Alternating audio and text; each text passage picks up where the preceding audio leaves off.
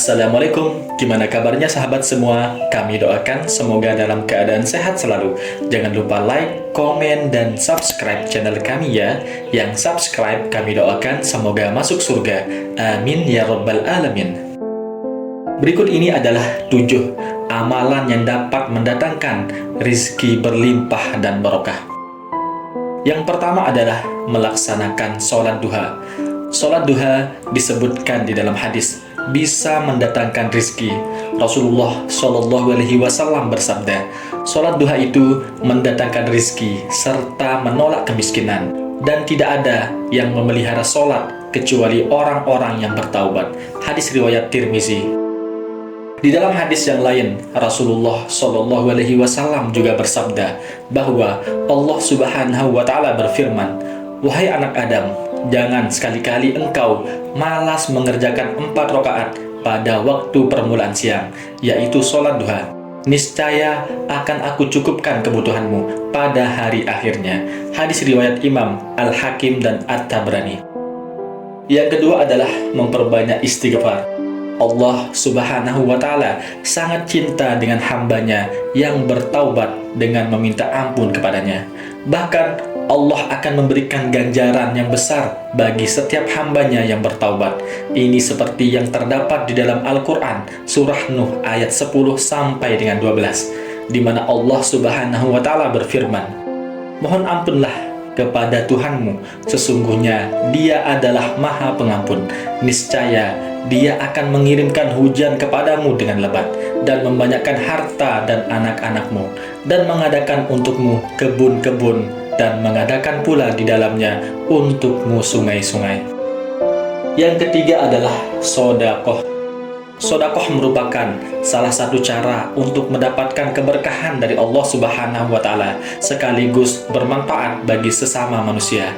Rasulullah Shallallahu Alaihi Wasallam bersabda, "Datangkanlah rizkimu dari Allah dengan mengeluarkan sodakoh." Hadis riwayat Al-Baihaqi. Allah Subhanahu wa Ta'ala juga menjanjikan pahala yang berlimpah bagi mereka yang gemar bersodakoh.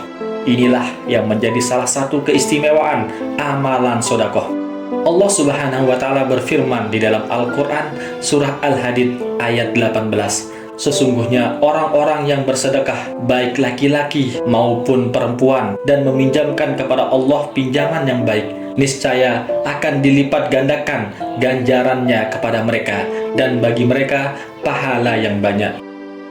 Yang keempat adalah memperbaiki iman. Memperbaiki iman dengan cara bertakwa dan bertawakal kepada Allah Subhanahu wa Ta'ala.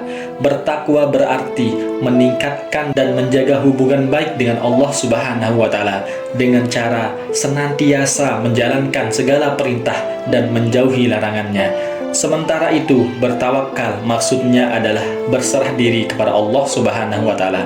Di dalam Al-Quran pada surah At-Talaq ayat 2 sampai dengan 3, Allah Subhanahu wa Ta'ala berfirman, "Barang siapa bertakwa kepada Allah, niscaya Dia akan mengadakan baginya jalan keluar dan memberinya rizki dari arah yang tiada disangka-sangka.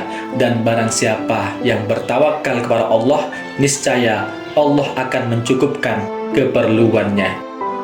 Yang kelima adalah berbakti kepada kedua orang tua. Berbakti kepada ayah dan ibu bisa mendatangkan keberkahan dan memperlancar jalannya rizki.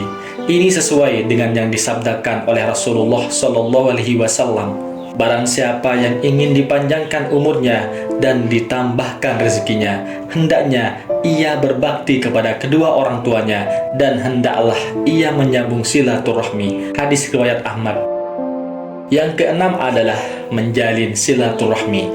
Dari Abu Hurairah radhiyallahu anhu, ia berkata, "Aku mendengar Rasulullah Shallallahu Alaihi Wasallam bersabda, barang siapa yang senang diperluas rizkinya dan dipanjangkan umurnya, maka hendaklah bersilaturahim." Hadis riwayat Bukhari. Melalui hadis ini, Rasulullah Shallallahu Alaihi Wasallam menyebut bahwa seseorang yang terus menjalin silaturahmi, rizkinya pun akan terus mengalir.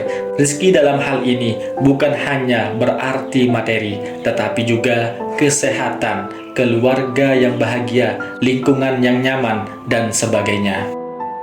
Yang ketujuh adalah bersolawat kepada Nabi.